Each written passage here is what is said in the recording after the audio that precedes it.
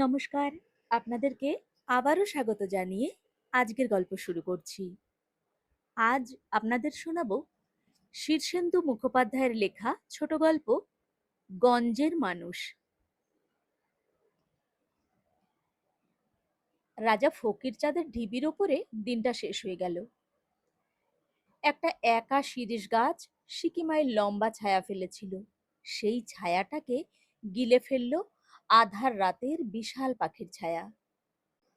ফকির চাঁদের সাতঘরা মোহর, বিস্তর সোনাদানা, হিরে জহরত সব ওই ঢিবির ভিতরে পোতা আছে। আর আছে ফকির চাঁদের আস্ত বসত বাড়িটা। ঢিবির ওপাশ দিয়ে রেল লাইন, এপাশ দিয়ে রাস্তা, পাথরকুচি ছড়ানো, গাছগাছালির ছায়ায় ভরা। এখন একটু অন্ধকার মতো হয়ে এসেছে। শীতের থম ধরা বিকেলে একটু ধোঁয়াটে মতন চারধার। রাস্তার পাথরকুচিতে চটি ঘষ্টানোর শব্দ উঠেছে। বরাতের হাওয়াই চটি এ পর্যন্ত 7 বার ছিঁড়েছে, তবু ফেলে দেয়নি নদিয়া কুমার।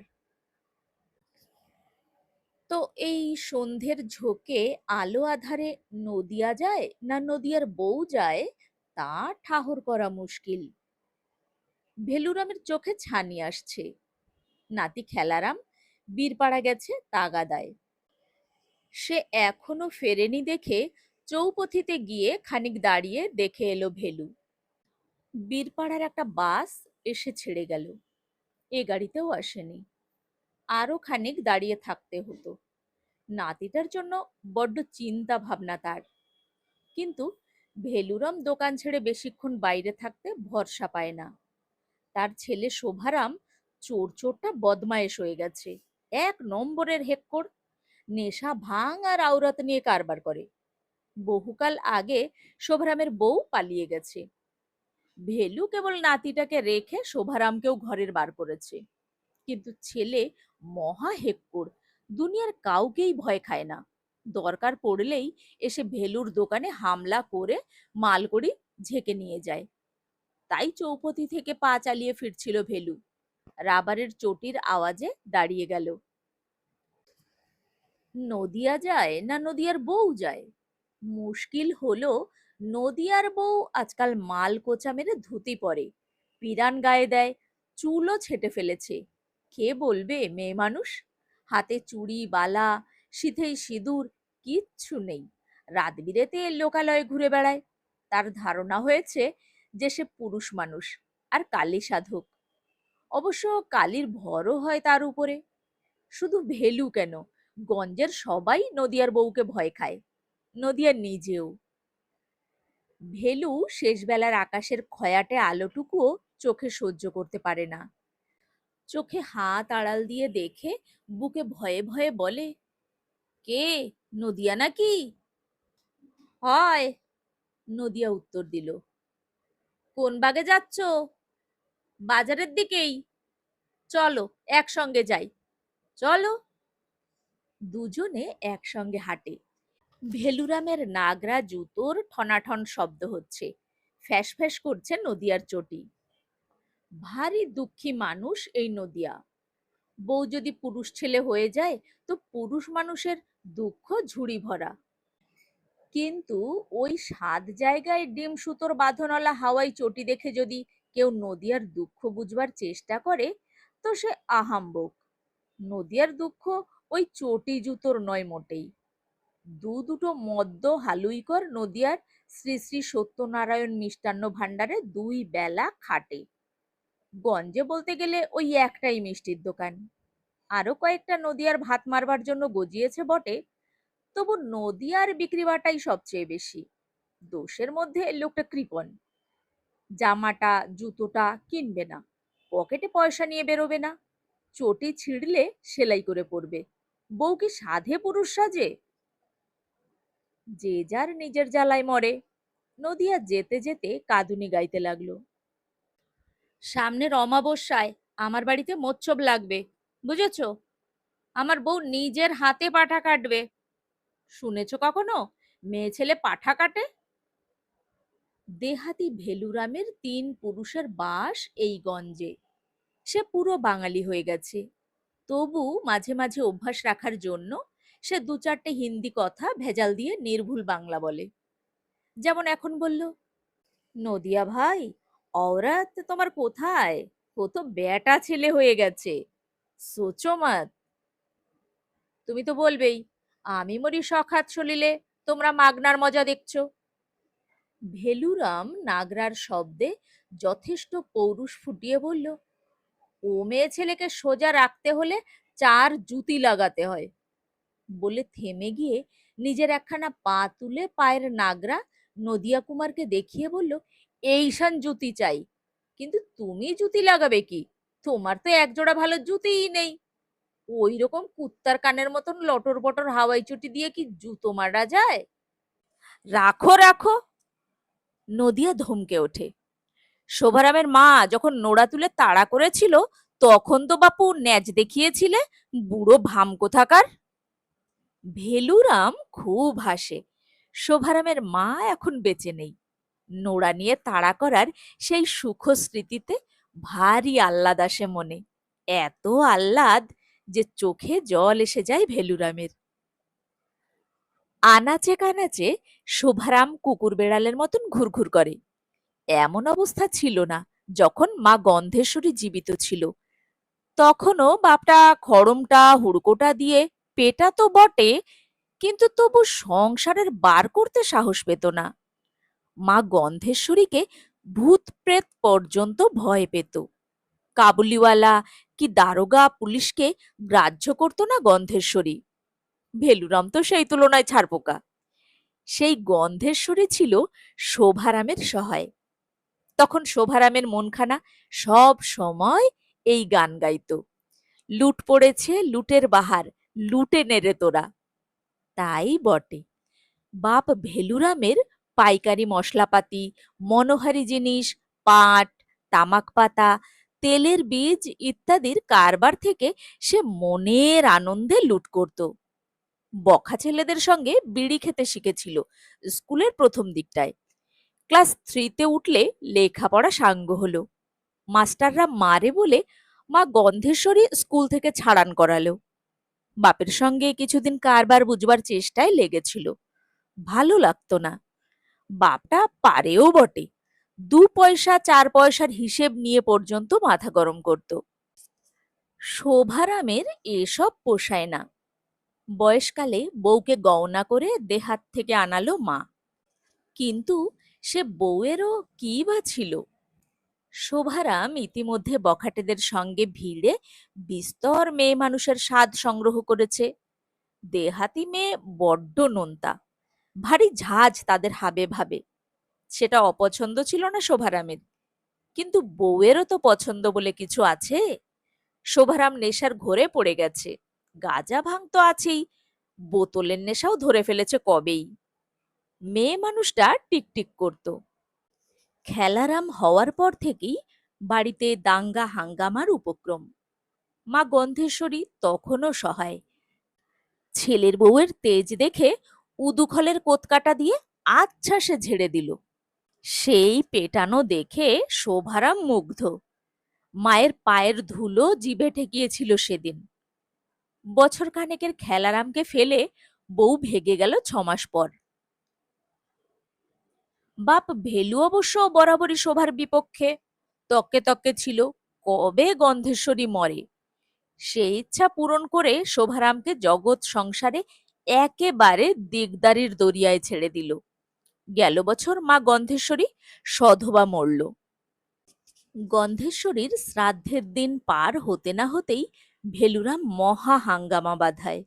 শোভারাম কিছু প্রতিবাদ করেছিল, কিন্তু বাপ ভেলুরাম মহকুমায় গিয়ে এসডিও সাহেবের কাছে পর্যন্ত ছেলের বিরুদ্ধে দরবার করে। লজ্জায় ঘেন্নায় শোভারাম গৃহত্যাগ করে। কিন্তু ঘর ছাড়লেই কি, তীর পাইয়ের বস্তিতে জগনের ঘরে একরকম আদরেই আছে শোভারাম। কিন্তু সে আদরে তো মাল করি আসে না। নেশা ভাঙ আর কাহাতক ভিক্ষে শিক্ষে করে চলে। কাজবাজ বলতে কিছুই নেই, রোজগার পাতি ঢু ঢু। চুরি চামারিও বড় সহজ নয়। মহকুমার সদরে গিয়ে অনেক ঘুরঘুর করেছে সে, কেউ কাজ দেয় না। 3-4 বাড়িতে চাকর খেটেছিল, চুরি করে মারধর খেয়ে পালিয়ে এসেছে।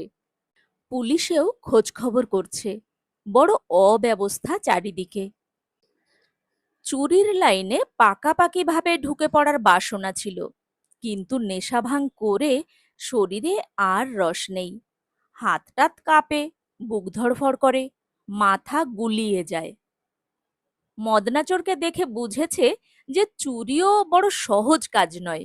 সংযম চাই, ত্যাগ চাই, আত্মবিশ্বাস আর বুদ্ধি চাই।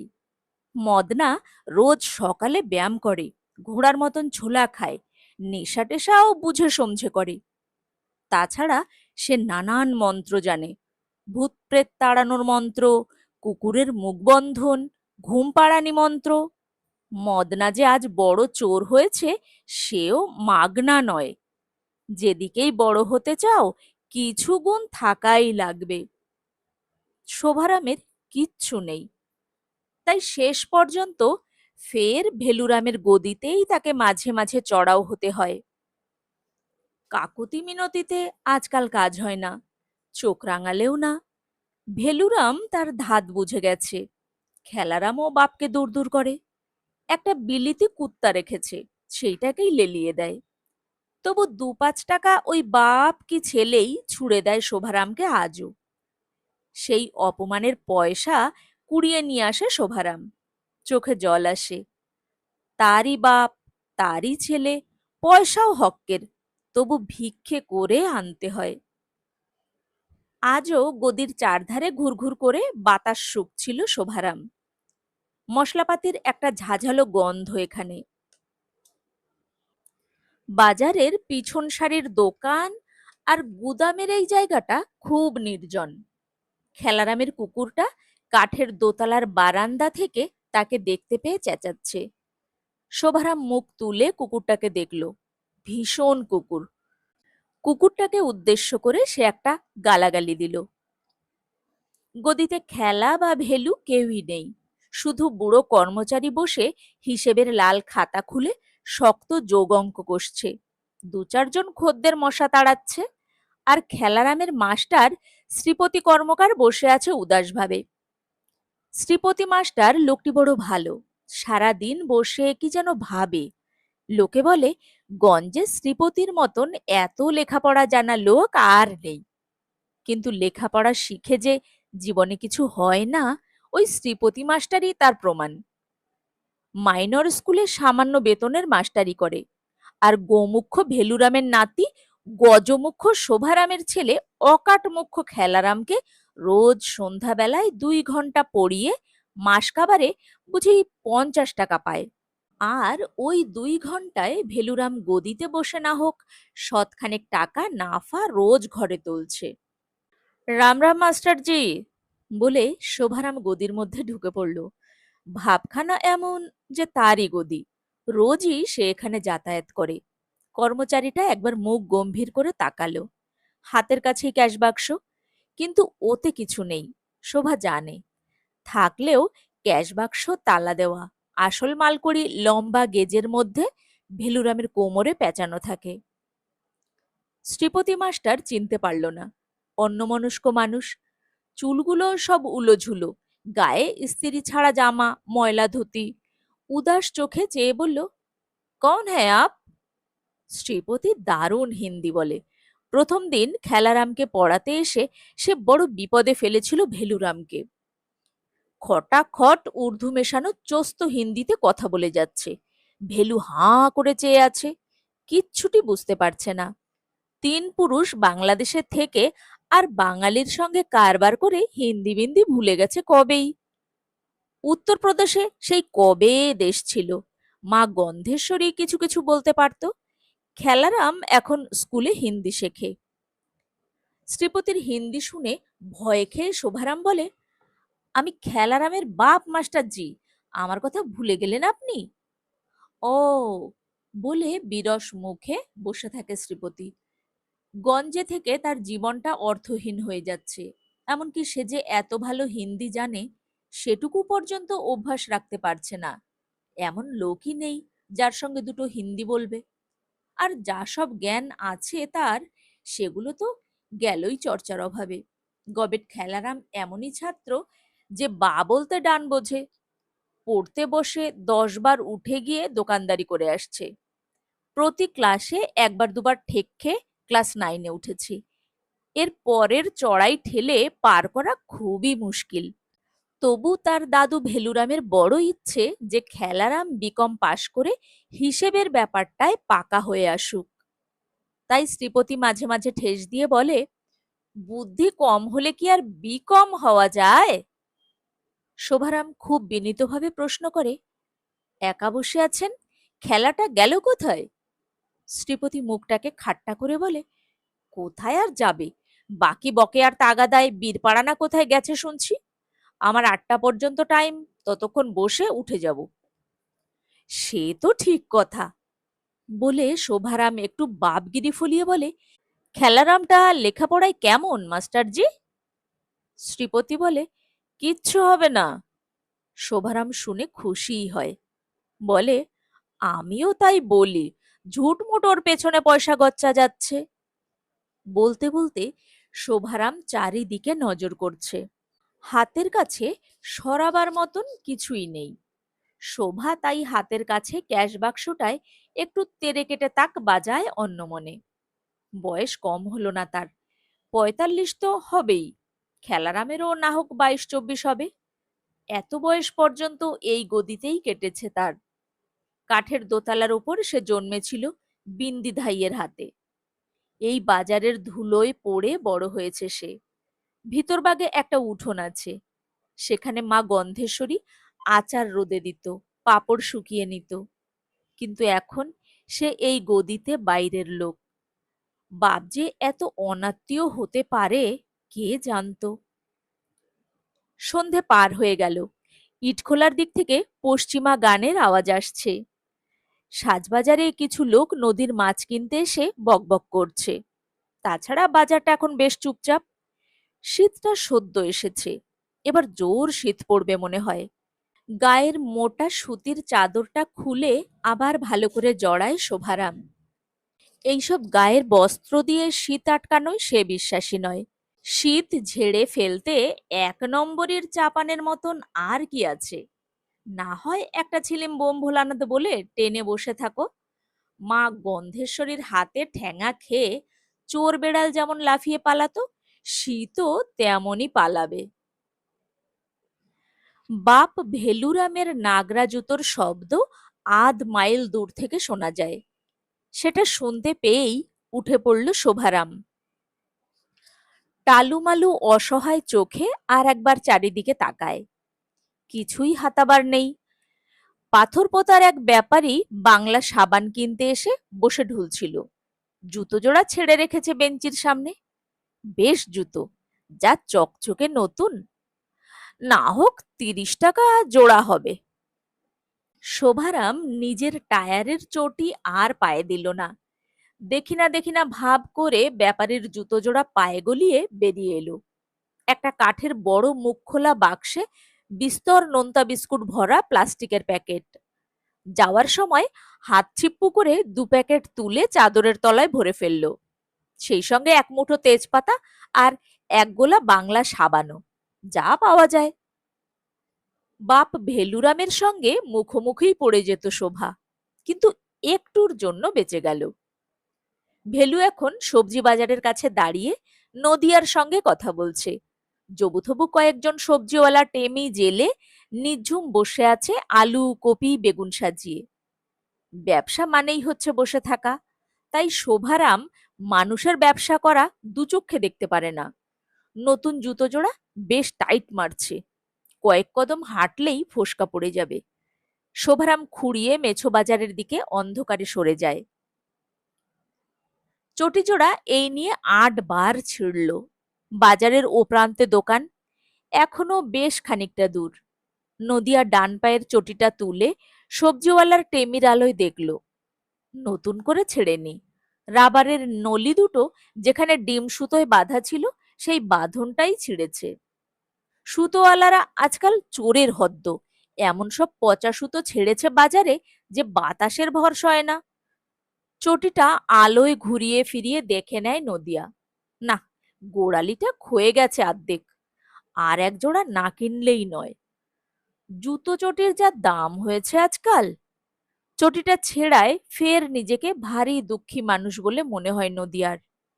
এই গঞ্জে তার মতন দুঃখী আর কে? চামার সীতারামের দোকানটা সবজি বাজারের শেষে। দোকান না বলে সেটাকে গর্ত বলাই ভালো। একধারে লোহার আড়ত, অন্য ধারে ভুসিমালের দোকান। তার মাঝখানে বারান্দার নিচের দিকে একটা গর্ত মতন জায়গায় সীতারাম মুচির দোকান, ৩০-৪০ বছরের পুরনো। ছোট্ট চৌখুপিটার মধ্যে চারধারে কেবল জুতো আর জুতো, সবই পুরনো জুতো। সামনের দিকে বাহার করার জন্য আবার জুতোর সারি ঝুলিয়ে রেখেছে সিতুয়া। তার বউ নেই, বালবাচ্চার কথাও ওঠে না, আছে কেবল পুরনো জুতো। সেই জুতোর মধ্যেই সে দিন রাত শোয় বসে, সেখানেই রান্না করে খায়।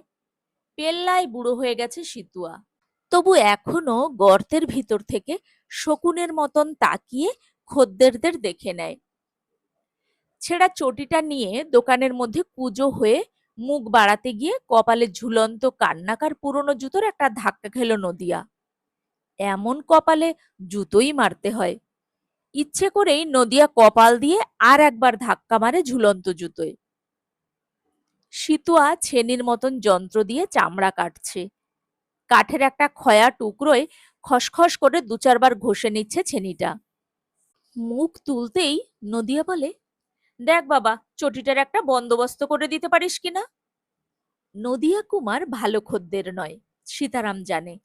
তাই গম্ভীরভাবে হাতের কাজটা শেষ করে একবার খৈনির থুক ফেলে হাওয়াইটা হাতে নিয়ে ভ্রু কুচকে বলে, এ তো ভিকমাঙ্গাদের চটি, আপনি কোথায় পেলেন এটা?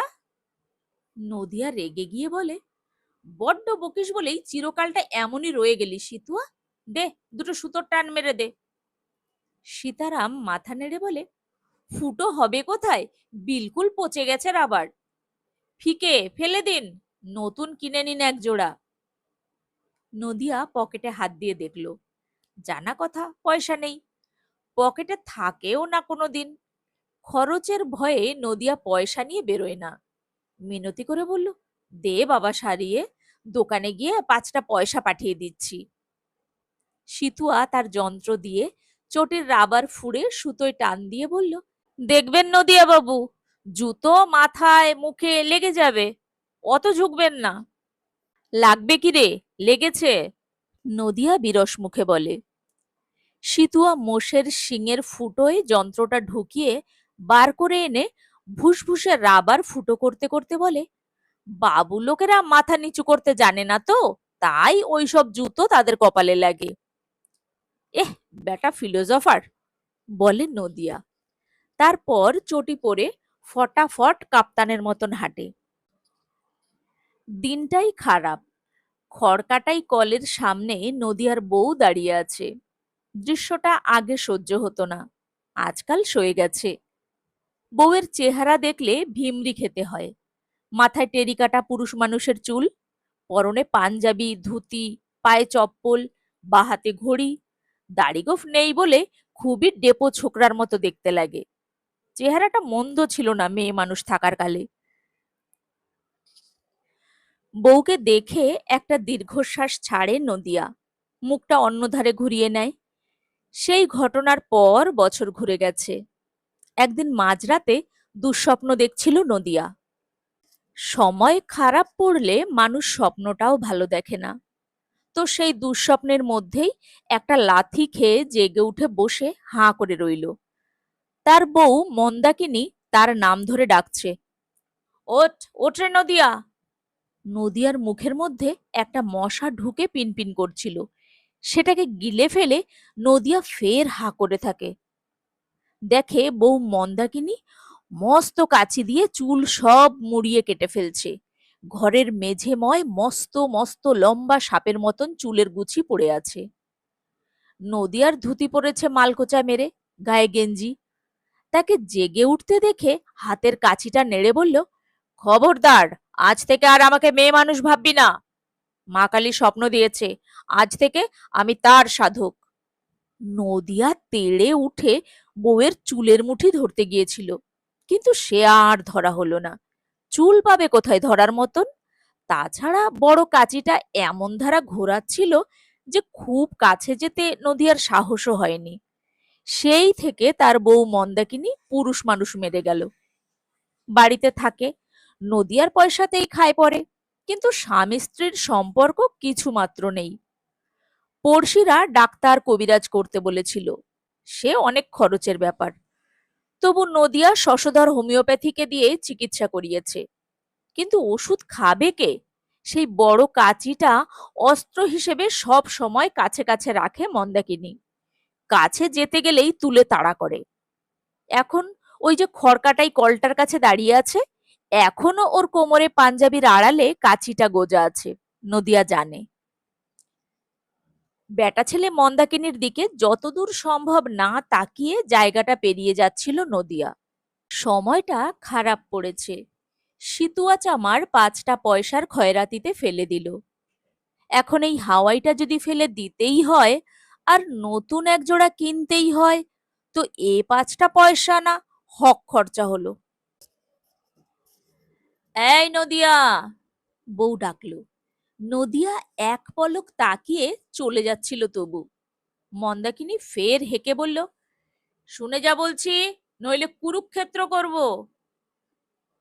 মেয়ে মানুষের স্বভাব যাবে কোথায়, ঝগড়ার ভয় দেখাচ্ছে। তবু নদিয়া কান পাততে উৎসাহ পায় না। ফকিরচাঁদের ঢিবির ওপর নাকি মায়ের মন্দির তুলে দিতে হবে, মায়ের স্বপ্নাদেশ হয়েছে। প্রায়ই হয়, এই সব কথা কানে তোলে কোন হাম্বক। মন্দাকিনী পিছন থেকে এসে পিরান টেনে ধরল, ঘন ঘন শ্বাস ফেলে বলল, তোটা খাবে কে শুনি? ছেলে নেই পুলে নেই। এবং খুব একটা খারাপ গালাগালি করলো। আরো বলল, কবে থেকে মায়ের মন্দিরের জন্য ১০,০০০ টাকা চেয়ে রেখেছি, রক্ত বমি হয়ে মরে যাবি যে। ফস করে নদিয়ার মাথায় বুদ্ধি আসে। বাই করে ঘুরে মুখোমুখি তাকিয়ে বলে, ছেলেপুলে নেই তো কি হবে? হবে? ভারী অবাক হয় মন্দাকিনী। কাচির জন্যই বুঝি কোমরে হাত চালিয়ে দেয়? আলবাত হবে। সদরে মেয়ে দেখে এসেছি, বৈশাখে বিয়ে করব। দেখিস তখন হয় কি না হয়। তোর মতো বাজা কিনা সবাই। এত অবাক হয় মন্দাকিনী যে আর বলার নয়। কাছিটা টেনে বার করতে পর্যন্ত পারে না। তার মুঠি আলগা হয়ে নদিয়ার পিরানের কোণটা খসে যায়, আর নদিয়া চটি ফটফটিয়ে হাঁটে। না, নদিয়ার মতন দুঃখী আর নেই। দোকানে এসে দেখে ভেলুর অপদার্থ ছেলে শোভারাম চায়ের ভাড় হাতে বসে আছে। দৃশ্যটা দেখেই নিজের দুঃখের ব্যাপকতা বুঝতে পারে নদিয়া। ওই যে চায়ের ভাড়, ওর দাম কখনোই উসুল হবে না। গঞ্জের ১ নম্বর হেক্কড় হলো ওই শোভারাম। খাবে, খাতায়ও লেখাবে, কিন্তু কোনোদিন দাম শুধবে না। বেশি কিছু বলাও যায় না, কবে রাত বিরেতে এসে দলবল নিয়ে চড়াও হয়। বাবা গেলে পুরনো তুষের চাদরটা গা থেকে খুলে সযত্নে ভাঁজ করে রাখলো নদিয়া। পা ধুয়ে এসে ছোট্ট চৌকির ওপর বিছানায় ক্যাশ বাক্স নিয়ে বসল। টিকে ধরিয়ে পেতলের ধূপদানিতে ধোয়া করে অনেকক্ষণ গণেশবাবুকে প্রণাম ঠুকল। দুনিয়ার সব মানুষের বুদ্ধিশুদ্ধি হোক বাবা। শীতে খদ্দের বেশি ভেড়ে না, দোকান ফাঁকাই। নদিয়া ভারী দুঃখী মানুষ। ঠাকুর পেন্নাম ভালো করে শেষও হয়নি। শোভারামটা চটির খোঁটা দিল। ই কি গো নদিয়াদা, তোমার চটির হালটা এরাম হলো কবে? ও পরে বেড়াও নাকি? খবরদার রাবারের চটি পরো না, চোখ খারাপ হয়। আর ওই কুকুরে খাওয়া চটি ভদ্রলোকে পরে? শোভারামের পায়ে নতুন জুতো। নদিয়া আর চোখে দেখে, বেশ বাহারি জুতো। চামড়ার উপরে মাছের আঁশের মতন নকশা তোলা। রংটাও ভালো। নদিয়ারই সময় খারাপ পড়ে গেছে। শ্বাস ফেলে বলে, নতুন কিনলি বুঝি জুতো জোড়া? শোভারাম বিস্তর রং ঢং দেখিয়ে বলে, ঠিক কেনা নয় বটে। শোভারাম ভেবে চিন্তেই বলে, কারণ সে নিজের পয়সায় জুতো কিনেছে, এটা নদিয়া বিশ্বাস নাও করতে পারে। নদিয়া রসিকতা করে বলে, কিনিসনি? তবে কি শ্বশুর বাড়ি থেকে পেলি, নাকি শেষ অবধি জুতো চুরি পর্যন্ত শুরু করেছিস? অপমানটা হজম করে শোভারাম। মানুষ চড়িয়েই সে খায়, খামোখা চোটে লাভ কি? ভালো মানুষের মতন বলে, না গো নদিয়াদা, সেসব নয়। গেল হপ্তায় বৈরাগী মণ্ডলের হয়ে সদরে একটা সাক্ষী দিয়ে এলাম। টায়ারের চটিটা ফেসে গিয়েছিল হোঁচট খেয়ে, তো বৈরাগী মণ্ডল জুতো জোড়া কিনে দিল। কিন্তু তখন তাড়াহুড়োয় খেয়াল করিনি, মনে হচ্ছে এই সাইজ ছোট কিনে ফেলেছি। বেদম টাইট হচ্ছে, দেখো তো তোমার পায়ে লাগে কিনা। বলে শোভা জুতো খুলে এগিয়ে দেয়। নদিয়া উদাস হয়ে বলে, লাগলেই কি, ওসব বাবুগিরি কি আর আমাদের পোষায়? শোভারাম অভিমান ভরে বলে, তুমি চিরকালটা এরকমই রয়ে গেলে নদিয়াদা, তাই তো তোমার বউ ওরকম বেটা ছেলে হয়ে গেল। নাও তো, পরে দেখো, পায়ে লাগলে এমনিই দিয়ে দেবো। 30 টাকায় কেনা, তা সে কত টাকাই তো জলে যায়। পরে দেখো। নদিয়া এবার একটু নড়ে, বলে, কত টাকা বললি? শোভারাম হাসে, বলে, এই 30 টাকা। মূর্ছা যেও না শুনে, ওর কমে আজকাল জুতো হয় না।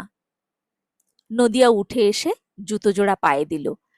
পামশুর মতোই, কিন্তু ঠিক পামশু নয়, বেশ নরম চামড়া। 2-4 পা হেঁটে দেখলো নদিয়া, আরে বাহ, দিব্যি ফিট করছে তো। এই শীতে পায়ে বড় কষ্ট, চামড়া ফেটে হাঁ করে থাকে, ভিতরে ঘা, তাতে ধুলো ময়লা ঢুকে কষ্ট হয়। তাছাড়া পাথরকুচির রাস্তায়, অসমান জমিতে পা পড়লে হাওয়াই চটিতে কিছুই আটকায় না, ব্রহ্মরন্ধ্র পর্যন্ত ঝিলিক দিয়ে ওঠে যন্ত্রণায়। এই জুতো জোড়া পরেই নদিয়া টের পেল আরাম কাকে বলে। পায়ে গলিয়ে নিলেই পা দুখানা ঘরবন্দি হয়ে গেল। ধুলো ময়লা, পাথরকুচি কিংবা শীত কিছুই করতে পারবে না। শোভারাম খুশি হয়ে বলে, বাহ গো নদিয়াদা, জুতো জোড়া যেন তোমার জন্যই জন্মেছিল। আমাদের ছোট লোকই পায়ে কি আর ওসব পোষায়? তুমিই রেখে দাও, আমি না হয় একজোড়া টায়ারের চটি কিনে নেব। বাজারের ওদিকে মহিন্দির টায়ারের চটির পাহাড় নিয়ে বসে আছে। নদিয়া একটু দ্বিধা করে বললে, টায়ারের চটি কি সস্তা নাকি রে? হলে বরং আমিও একজোড়া। আরে না না, শোভারাম মাথা নেড়ে বলে, সে বড় শক্ত জিনিস, তোমরা পায়ে দিলে ফোসকা পড়ে কেলেঙ্কারি হবে। কড়া আর জীবনে সারবে না, ওসব কুলি মজুরের জিনিস। তুমি এইটা রেখে দাও, যা হোক 10-20 টাকা দিও, তোমার ধর্মে যা সয়। সঙ্গে সঙ্গে নদিয়া জুতো জোড়া খুলে ফেলে বলে, ও বাবা, বলিস কি রে সব্যনেশে কথা, ডাকাত কোথাকার! 10-20 টাকা পায়ের পিছনে খরচা, আমি 8 টাকার ধুতি পরি। শোভারাম আপলকে খানিকক্ষণ চেয়ে থাকে নদিয়ার দিকে, তারপর খুব ধীরে বলে, তোমার লাভের গুড় পিঁপড়ে খাবে নদিয়াদা। ফৌত হয়ে যাওয়ার আগে নিজের আত্মাটাকে একটু ঠান্ডা করো। খাও না, পরো না, ও কিরকম ধারা রুগী তুমি! দুনিয়ার কত কি আরামের জিনিস চমকাচ্ছে, তুমি কেবলই নিভে যাচ্ছ। নদিয়া না না করে, আবার জুতোটা তার বড্ড ভালোও লেগে গেছে। ফের ছাড়া জুতো পায়ে পরে দেখে, বড় বাহার, আরামও কম কি, সেই কবে ছেলেবেলায় বাবা জুতো কিনে দিত, তখন পড়েছে। নিজের রোজগার করতে নেমে এসে আর বাবুগিরি হয়নি। বলল, 10 টাকা যে বড্ড বেজায় দাম চাইছিস রে। 10 কি বলছো? 20 টাকা না হয় 15ই দিও, সেও মাগনাই হলো প্রায়। নেহাত জুতো জোড়া আমার ছোট হয়, আর তোমারও ফিট হয়ে গেল, নইলে এখনো বাজার ঘুরলে 20-25 টাকায় বেচতে পারি।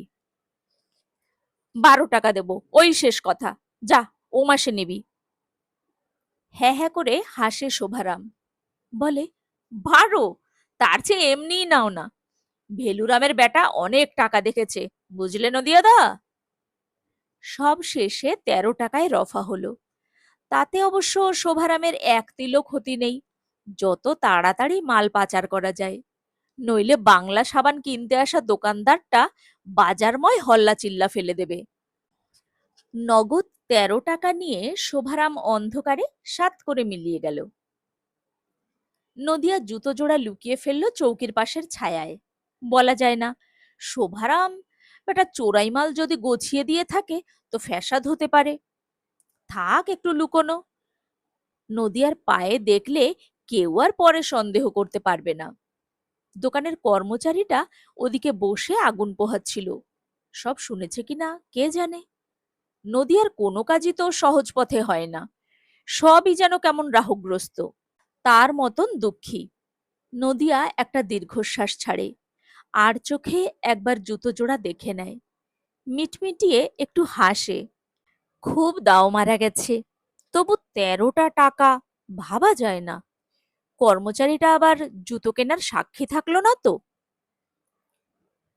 দুটো গায়ের লোক এই সময় উত্তেজিত ভাবে দোকানে এসে ঢুকলো। রাজভোগ সিঙাড়া আর চায়ের অর্ডার দিয়ে খুব গরম স্বরে কথা বলতে লাগলো। দুজনের একজনের জুতো চুরি গেছে ভেলুরামের গদি থেকে, তাই নিয়েই আলোচনা। যার জুতো চুরি গেছে তার পায়ে শোভারামের নোংরা টায়ারের চটিটা। কান খাড়া করে শুনছিল নদিয়া। যা ভেবেছিল তাই। নদিয়ার মতন দুঃখী কমই আছে দুনিয়ায়। সে একটা শ্বাস ফেলে আর চোখে জুতো জোড়া দেখে নিল, আছে। শ্রীপতি 7:30টায় উঠতে যাচ্ছিল, এমন সময় দেখে অন্ধকার ফুঁড়ে গরিলাটা গদিতে উঠে আসছে। 22-23 বছরের এই জোয়ান চেহারা, যেমন মাথায় উঁচু তেমনি পেল্লায় শরীর। এই হলো তার ছাত্র খেলারাম। চেহারা পেল্লায় হলে কি হবে, ইঁদুর যেমন বিড়ালকে ডরায় তেমনি মাস্টারজিকে ভয় খায় খেলা। মাস্টারজি শটাং ফটাং ইংরাজি বলি ছাড়ে, কষা কষ হিন্দি বলে। খেলা তার কিছুই বোঝে না। গরিলাটাকে দেখে ভারী বিরক্ত হলো শ্রীপতি। ঘড়ি দেখে বলে, my time is up Khelaram, good night. গরিলাটা ভ্যাবলার মতন মুখ করে বলে, আজ্ঞে। শ্রীপতি সন্দেহবশত বলে, কি বললাম বলো তো। খেলারাম গলার কমফর্টারটা খুলে ফেলে অসহায় ভাবে দাদুর দিকে তাকায়। ভেলুরাম গদির উপরে বসে ছানি পড়া চোখে নাতির দিকে ভ্রু কুচকে চেয়ে বলে, বল। খেলারাম ঘামতে থাকে। শ্রীপতি আনমনে বলে, কিচ্ছু হবে না। গরিলাটার বাবা একটু আগে চোখের সামনে দিয়ে একজোড়া জুতো চুরি করে পালিয়ে গেল। একই তো রক্ত। মাথা নেড়ে শ্রীপতি বাজারের মধ্যে শীতের কুয়াশায় নেমে গেল। তার ভিতরে কত বিদ্যে গিজগিজ করছে, কাউকে দেওয়ার নেই। আসতে আসতেই শুনল দাদু ভেলারাম নাতি খেলারামকে খুব ডাঁটছে। কোথায় সারাটা দিন লেগেছিলে, চুহা কোথাকার। বীরপাড়া থেকে আসতে এত দেরি হয়? 50 টাকার মাস্টার বসে বসে থেকে চলে গেল, জুতো চোরের বেটা। বাজারটা এখন নিঝুম কুয়াশায় মাখা, একটু খয়াটে জ্যোৎস্নাও উঠেছে। বাতাসে একটু আষ্টে গন্ধ পায় শ্রীপতি মেছো বাজার পেরোবার সময়। তখনও কিছু লোক নদীর টাটকা মাছ নিয়ে বেচবার জন্য বসে আছে কুপি জ্বালিয়ে। এইসব লোকেরা শেলি কিটস পড়েনি, শেক্সপিয়ারের নামও জানে না। দাস ক্যাপিটাল কিংবা রবি ঠাকুর কি বস্তু তা জানা নেই। আশ্চর্য, তবু বেশ বেঁচে পড়তে আছে। তবে কি ওইসব জীবনের বাহুল্য শৌখিনতা মাত্র? না হলেও চলে। সত্য বটে, একবার একজন অধ্যাপক শ্রীপতিকে বলেছিলেন, ইনফরমেশন মানেই কিন্তু জ্ঞান নয়। যে লোকটা টকাটক নানা ইনফরমেশন দিতে পারে তাকেই জ্ঞানী মনে করো না। যার উপলব্ধি নেই, দর্শন নেই, সে বিদ্যের বোঝা বয় বলদের মতন। উপলব্ধির ব্যাপারটায় একটু কোথায় খামতি আছে শ্রীপতির, এটা সে নিজেও টের পায়। এই যে গঞ্জের পরিবেশ, ওই ম্লান একটু কুয়াশা মাখা জ্যোৎস্না, কিংবা ফটিক চাঁদের টিভিতে একটা শিরীষের যে সৌন্দর্য, এসব থেকে সে কোনোই মানসাঙ্ক কষতে পারে না। বাইরের জগৎটা থেকে সে রস আহরণ করতে পারে না বটে মৌমাছির মতন, তবে সে বইয়ের জগতের তালেবর লোক। বিস্তর পড়াশুনো তার, তাকে টেক্কা দেওয়ার মতন কেউ জন্মায়নি এখানে। লোকে তাকে ভয়ও খায়, তবু কি একটা খামতি থেকেই যাচ্ছে। সে কি ওই উপলব্ধি বা দর্শনের? বাজার পার হয়ে নিরিবিলি ফাঁকা জায়গা দেখে সে দাঁড়িয়ে পড়ল। না, একটু উপলব্ধির ব্যায়াম করা দরকার। সে জেদ ধরে দাঁড়িয়ে গোয়ারের মতো চারধারের জ্যোৎস্নামাখা শীতার্ত প্রকৃতি থেকে সেই উপলব্ধির গন্ধ পাওয়ার চেষ্টা করল। হচ্ছে না, মনের পর্দায় কিছুই ভেসে ওঠে না যে। ৫-৭টা লোক হল্লাচিল্লা করতে করতে কাছে এসে পড়ল, সব কটা মাতাল। শ্রীপতি কিছু বুঝবার আগেই দলটা থেকে খেলারামের বাপ দৌড়ে এসে পায়ের উপর হুমড়ি খেয়ে পড়ে বলতে লাগলো, রাম রাম মাস্টারজি, আমার খেলারামকে জুতো চুরির ব্যাপারটা বলবেন না। বাপকে তাহলে নিচু নজরে দেখবে খেলারাম। অনেক পড়িলিখিওয়ালা বেটা আমার, আমি মুখুর ঢিবি। আহা, ছাড়ো ছাড়ো বলে শ্রীপতি পা টেনে পিছিয়ে আসে। বাতাস দূষিত করে মদের গন্ধ ছাড়তে ছাড়তে দাঁড়িয়ে ওঠে শোভারাম, বলে, এভাবে বাঁচা যায় মাস্টারজি? আমার বাপকে আর খেলারামকে একটু বলবেন আমি সাফসুত্র হয়ে গেছি, ভালো লোকের মতন থাকবো, যদি আমাকে ফিরিয়ে নেয়। নাকে রুমাল চেপে শ্রীপতি ঘাড় নাড়ল। পৃথিবীটা বড়ই পচা, দুর্গন্ধময়। এই পৃথিবী থেকে উপলব্ধি বা দর্শনের কিছু ছেকে নেওয়ার নেই। পুঁথিপত্রের মধ্যেই রয়েছে আশ্চর্য সুন্দর জগৎ। লোকগুলো কোদাল গাইতি নিয়ে কোথায় যেন যাচ্ছে। যাওয়ার সময় শোভারাম হাত জোড় করে বলল, আশীর্বাদ করবেন মাস্টারজি, ফটিক চাঁদের ঢিবি খুঁড়তে যাচ্ছি আমরা, যেন কিছু পাই। গম্ভীরভাবে শ্রীপতি বলে, হুম। আজ পর্যন্ত বিস্তর হাঘরে ফটিক চাঁদের ঢিবিতে খোঁড়াখুড়ি করেছে। সকলেরই আশা সাতঘরা মোহর আর বিস্তর হিরে জহরত একদিন ওইখান থেকে বেরোবেই। পেল্লায় ঢিবি, খুঁড়ে শেষ হয় না। আজ পর্যন্ত সাপ ব্যাঙ আর ইট পাথর ছাড়া কিছুই বেরোয়নি। তবু অভাব পড়লেই কিছু লোক গিয়ে ঢিবিটা খুঁড়তে লেগে যায়। নদিয়া কুমার তার দুঃখের কথা ভাবতে ভাবতে দোকানের ঝাঁপ ফেলে ফিরছিল। নতুন জুতো জোড়া পুরনো খবরের কাগজে জড়িয়ে র‍্যাপারের তলায় বগলসাই করে নিয়েছে। পায়ের পুরনো হাওয়াই চটাস পটাস শব্দ করে বোধহয় নদিয়াকেই গালমন্দ করছিল। করবেই, সময় খারাপ পড়লে সবাই করে ওরকম। খুব একটা সাদাটে ভাব চারিদিকে, কুয়াশায় জ্যোৎস্নায় যেন দুধে মুড়িতে মাখামাখি হয়ে আছে। পাকা মর্তমানের মতন চাঁদ ঝুলছে আকাশে। পায়ের ফাটা জায়গাগুলোয় শীত সেধুচ্ছে। বাবা গেলে তুষের চাদরটায় মাথা মুখ ঢেকে হাঁটছিল নদিয়া কুমার। চৌপথির কাছে বাড়ি। মাঝপথে ফটিক চাঁদের ঢিপিতে কারা যেন গোপনে কিসব করছে। ২-৪টে ছায়া ছায়া লোকজন দেখা গেল। নদিয়া কদমের জোর বাড়ায়। কোমরের গেজেতে বিক্রি বাট্টার টাকা রয়েছে। দিনকাল ভালো নয়, কপালটা খারাপ যাচ্ছে। কেবল মাঝে মাঝে নতুন জুতো জোড়ার কথা ভেবে এত দুঃখেও ফুকফাক করে সুখের হাসি হেসে ফেলছে নদিয়া। বেশ হয়েছে জুতো জোড়া, দিন ১০ বাদ দিয়ে পড়বে। চোরাই জুতো এর মধ্যে যদি খোঁজ খবর হয় তো গেল ১৩টা টাকা। দামটা বেশিই পড়ে গেল, তবু জুতো একজোড়া দরকার। বাড়ির দরজায় পৌঁছে ভয়ে আঁতকে ওঠে নদিয়া কুমার। কে একটা মেয়ে ছেলে ঘুমটা ঢেকে দাঁড়িয়ে আছে উঠোনের জবা গাছটার তলায়। মেয়ে ছেলে নাকি ভূতপ্রেত? তার বাড়িতে আবার মেয়ে ছেলে কে আসবে? নদিয়া বলল, রাম রাম, কে? আমি। নদিয়া ফের আঁতকে উঠে বলে, কে আমি? আহা বলে মেয়ে ছেলেটা এগিয়ে আসে তার কাছে। মুখে জ্যোৎস্না পড়েছে, ঊর্ধ্বমুখে তার পানে তাকাতেই ঘোমটা খসে গেল। পুরুষ মানুষের মতন চুলওয়ালা মাথাটা বেরিয়ে পড়ল। আ আ করে ওঠে নদিয়া কুমার, এ যে মন্দাকিনী! তোমার এই সাজ! ভারী অবাক হয় নদিয়া। মন্দাকিনী জ্যোৎস্নায় চোখের বিদ্যুৎ খেলিয়ে বলে, কেন? আমি মেয়ে মানুষ সাজলে তোমার খুব অসুবিধা হয় বুঝি? সদরের কোন ডাইনিকে পছন্দ করে এসেছো, তাকে বৈশাখে ঘরে এনে ঘট স্থাপনা করবে? তাকে বুঝি ছাই দিলাম? ঝ্যাঁটামারি! এইসব বলতে বলতে মন্দাকিনী প্রায় নদিয়ার জামা কাপড় ছিঁড়ে ফেলে আর কি, টেনে হিচড়ে। কিন্তু তাতে নদিয়া কিছুই মনে করে না। কপালটা কি তবে ফিরলো? নতুন জুতো, বউ। গহীন রাতে মন্দাকিনী শান্ত হয়ে কাঁদতে বসল।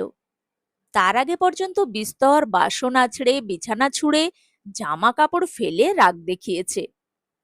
নদিয়া খুব আহ্লাদের সঙ্গে দেখছে। বছরটাক আগেও তো এই রকমই ছিল মন্দাকিনী, এই রকমই অশান্তি করত। মন্দাকিনী কাঁদছে দেখে নদিয়া বলে, কাঁদো কেন? ঝাল তো অনেক ঝাড়লে। আমি বড় দুঃখী লোক, কেঁদো না। মন্দাকিনী জল ভরা চোখে কটাক্ষ হেনে বলে, আমি এখন চুল পাবো কোথায়? কত লম্বা চুল ছিল আমার। তুমি কি এখন আর আমাকে ভালোবাসবে চুল ছাড়া? ধুর বেটি! নদিয়া আদর করে বলে, চুলে কি আসে যায়? ভোররাত পর্যন্ত সাত মাতালে ঢিবি খুঁড়ে পেল্লায় হাবার করে ফেলেছে। শেষ পর্যন্ত অবশ্য কার কোদাল যেন ঠং করে লাগলো পেতলের কলসি বা ঘড়ার গায়ে। দ্বিগুণ উদ্দামে সবাই খুঁড়তে লাগলো আরো। হ্যাঁ, সকলের কোদালেই ঠনাঠন ধাতুখণ্ডের আওয়াজ বেরোচ্ছে। জয় মা কালী, জয় মা দুর্গা, জয় দুর্গতি নাশিনী। সাত মাতালের বুকের ভেতরে জ্যোৎস্নার ভাষাভাষী। সাত মাতাল এলো পাথাড়ি, কোদাল, গাইতি আর শাবল চালিয়ে যেতে লাগলো। ভোর হতে আর দেরি নেই। শোভারাম আর তার স্যাঙারদের রাতও বুঝি কেটে গেল। বেরোচ্ছে, বেরোচ্ছে, অল্প অল্প মাটি সরে আর বস্তুটা বেরোয়। কি এটা? অন্ধকারে ঠিক ঠাওর হয় না, তবে কড়া বা কলসি নয়, তার চেয়ে ঢের বড় জিনিস। ফটিক চাঁদের বসত বাড়িটা নাকি? খোঁড়াখুড়ি চলতেই থাকে। হাতে ফোসকা, গায়ে এই শীতেও সপসপে ঘাম। কেউ জিরোতে চাইছে না। নেশা কেটে গিয়ে অন্যরকম নেশা ধরে গেছে। ভোরের আবছা আলোয় অবশেষে বস্তুটা দেখা গেল স্পষ্ট। সাত মাতাল চার ধারে ঘিরে দাঁড়িয়ে দেখে একটা কবেকার পুরনো রেলের মালগাড়ির পাজর আধখানা জেগে আছে ওই মাটির ওপর। কবে বুঝি ডিরেলড হয়ে পড়েছিল এইখানে। জংধরা লোহা হলদে রং ধরেছে। কেউ কোনো কথা বলল না, হেদিয়ে পড়েছে। খুব ভোরে খেলারামকে তুলে পড়তে বসিয়েছে ভেলুরাম। খেলা দুলে দুলে ইংরেজি পড়ছে। গদির পাশ দিয়ে ক্লান্ত মাটিমাখা হাফ মাতালরা ফিরে যাচ্ছে। তাদের মধ্যে একজন শোভারাম। একটু দাঁড়িয়ে খেলারামের ইংরেজি পড়া শুনল। খুব জোরে পড়ছে খেলা। ব্যাটা বোধহয় ভদ্রলোক হবে একটা। ভেবে এত দুঃখের মধ্যেও ফিক করে একটু হেসে ফেলল শোভারাম। এতক্ষণ আপনারা শুনছিলেন শীর্ষেন্দু মুখোপাধ্যায়ের লেখা ছোট গল্প গঞ্জের মানুষ। গল্পটি শুরু থেকে শেষ পর্যন্ত শোনার জন্য অনেক অনেক ধন্যবাদ। গল্পটি আপনাদের কেমন লাগলো অবশ্যই কমেন্ট বক্সে লিখে জানাবেন। সবাই খুব ভালো থাকুন।